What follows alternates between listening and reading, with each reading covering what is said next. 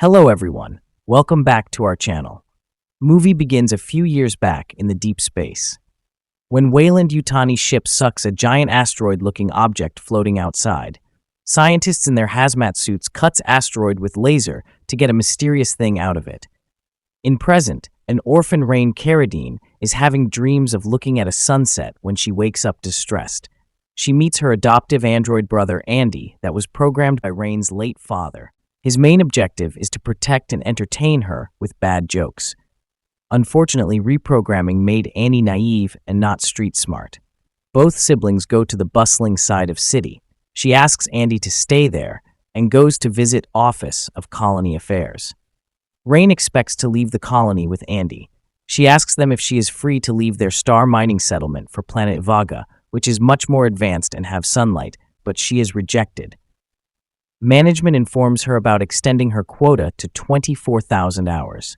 She won't be able to leave the Jackson Star's mining settlement for further 5 years. She is shocked to hear it. Meanwhile, she hears some kids bullying Andy as androids are looked inferior. Rain runs to rescue him by plugging in his USB multiple times. Rain works as a scientist at Jackson Star's mining colony. Wandering in mines, she spots some old friends. Rain's ex-boyfriend Tyler invites them in. There she meets his sister Key, his cousin Bjorn, and his girlfriend pilot Navarro. Tyler gathers everyone in and starts telling his plans to escape the planet, as sooner or later they are going to die here. Distance to Yvaga is 9 years. He have spotted an abandoned Weyland-Yutani ship with working cryopods. Why wait for permit when they can steal them and travel to Yvaga themselves? Rain is hesitant of stealing from Weyland-Yutani's ship, as getting caught can result in never being allowed to leave Jackson Star. Rain reluctantly agrees as Tyler persuades her that Colony will never allow them to leave, just like their parents. They start their journey with Corbelan 4, hoping of never coming back. They fly, thrusting their way from dusty clouds to outer space, seeing sunshine for the first time. They spot abandoned Weyland-Yutani's ship. It's only 36 hours left till the ship crashes. They has to implement their plan soon. Corbelan 4 is attached to Weyland-Yutani's ship. With Andy's fingerprint, entrance of the ship is opened. They pass through the ship's dark airways and float, spotting cryopods. Upon inspection, Tyler finds out pods only have fuel of 3 years. Taylor locates another cryo chamber, which may have more fuel. Navarro is busy attaching Corbelan to cryopod ejection module.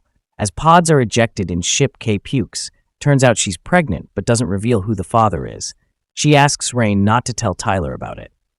Back in station, and Tyler and Bjorn searches for cryolabs and learns ship is divided into 2 modules. Romulus and Remus, named after twin brothers born to God of War. While searching fuel, heated Bjorn reveals to Andy he won't be able to travel with them to Yvaga as they are anti-Weyland-Yutani. So after this mission, he will be going back to Jackson Star's Mine Corporation.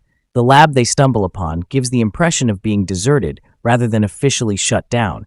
They find the cryo chamber, but as they try to extract its fuel, it causes an auto lockdown and increases the cryo chamber's temperature, trapping Trio in it.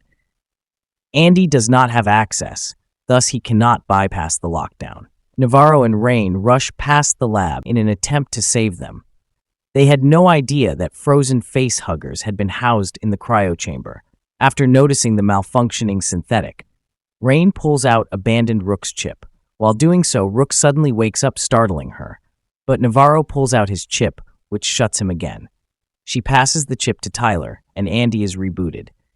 In the meantime, the facehuggers have sprung to life and are swimming in the water. Bjorn scents something in water and looks to find it when he is attacked by a facehugger. While Bjorn and Tyler attempt to avoid being hugged and fight facehuggers, Andy successfully completes his reboot by saving Tyler from an attack, unlocking the lab door. The group escapes the cryo room quickly, but facehuggers chases them, breaking all doors in their way. One of the facehugger grabs hold of Navarro's face and clamps down on her neck with its tail as the lab door closes.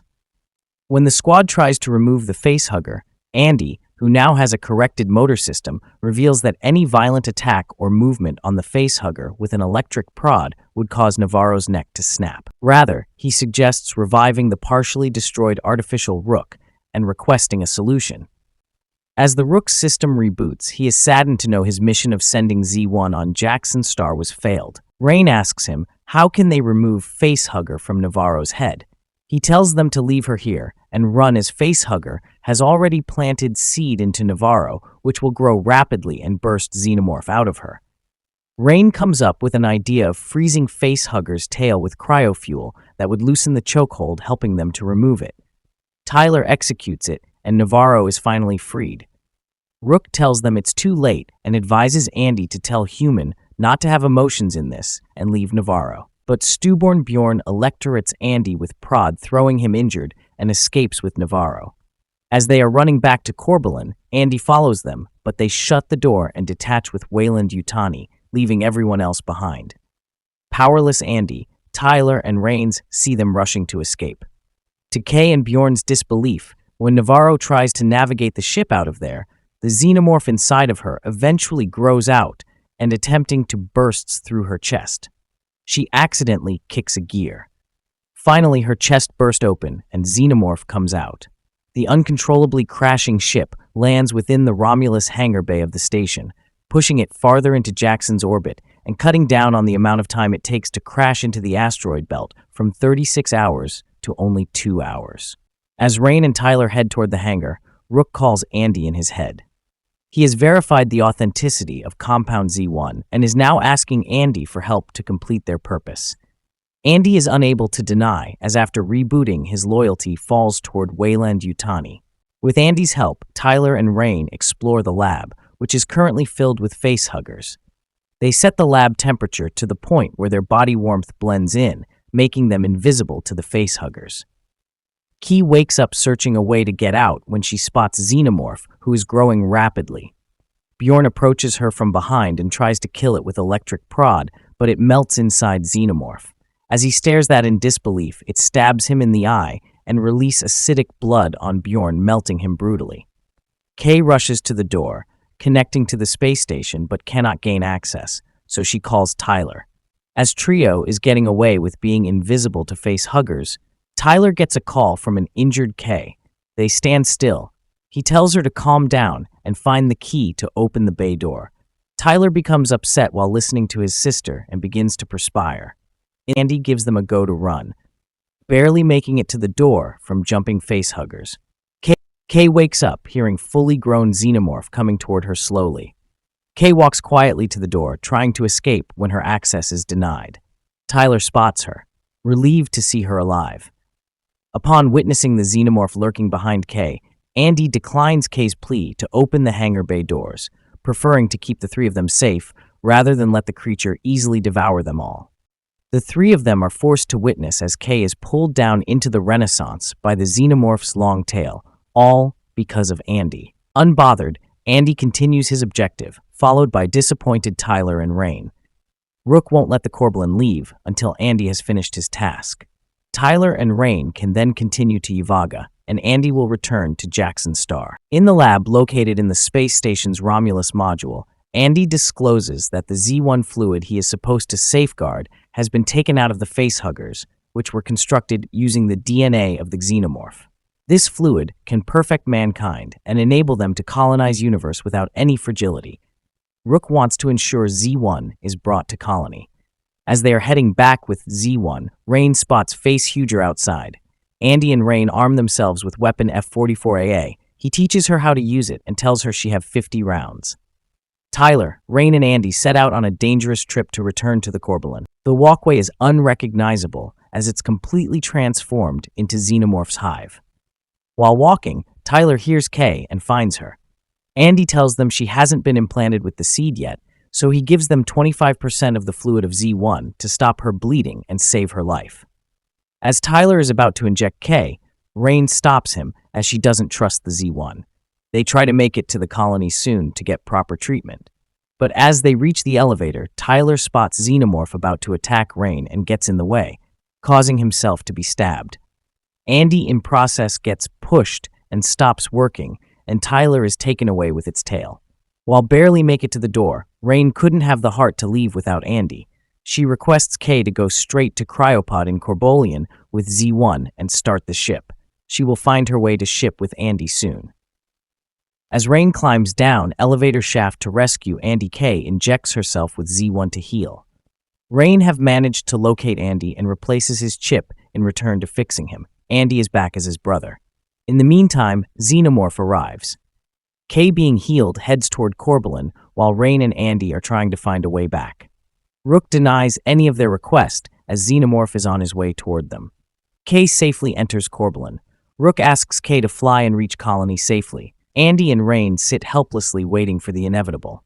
When suddenly she gets an idea from Andy's bad joke. She turns off the defaulted gravity generator, which every 10 seconds resorts back to normal. As they all float, Rain fires them with her plasma rifle, and a Xenomorph massacre begins. Xenomorph's floating acidic blood is reaching them, but they dodge it by floating upward with elevator shaft. As they try to reach upward, Rain's leg is caught by a Xenomorph, which she shoots, but pressure makes her go up uncontrollably, and she loses her gun. Gravity goes back to normal, and Rain falls, but a Xenomorph catches her with its tail. As she comes face to face with Xenomorph, Andy comes to rescue her with plasma rifle shooting straight at it, stating, "Get away from her, you witch." They head back to Corbalin safely. Ship's self-destruction has also started, with Corbalin detaching from Weyland-Yutani successfully. Rain puts injured K to cryosleep. Rook takes over the control of Corbalin to navigate it to Jackson's star, but Rain switches to autopilot and navigate toward planet Yvaga. She prepares Andy to go with her in Yvaga, and while charging, gives him a new directive of doing what's best for us. When it seems everything is back to normal, K screams. Rain opens her pod to find her giving birth to a Xenomorph offspring. She detaches the umbilical cord and rushes it to cargo bay when she drops it due to acid pinching her hand. It falls on floor, ready to come out from its cocoon. Its acid melts iron and lands on the cargo bay. She tries to spot him wearing her cryo gun. Andy goes to cryopod and finds K laying down. They spot a human-looking Xenomorph in front of them. It attacks Andy and heads toward K. Rain rushes back and finds X-Hybrid eating K. Astonished, Rain tries to shoot it, but it only works when Hybrid get close to her, resulting in pushing her with its tail. Cryogun breaks loose and starts releasing gas aimlessly, so she runs back to another chamber and wears a spacesuit. She goes back in cargo bay, and Hybrid follows her. He pushes her to ground, ready to eat her. When Rain spots cocoon filled with acid and spills it on ship's base, resulting in opening a hole and a falling in space due to pressure. But thanks to her suit attached with rope connecting to ship, she climbs up, but Hybrid appears and tries to break in through her helmet. However, she pulls the rope, detaching the cargo bed and the Hybrid with it, possibly ending its life. She puts Andy on cryosleep, promising of fixing him before putting herself on cryopod, hoping to reach Yvaga safely from this 9 years journey. Thank you so much for watching till the end. Make sure to subscribe and like this video for more. Otherwise, Xenomorph will haunt you till death.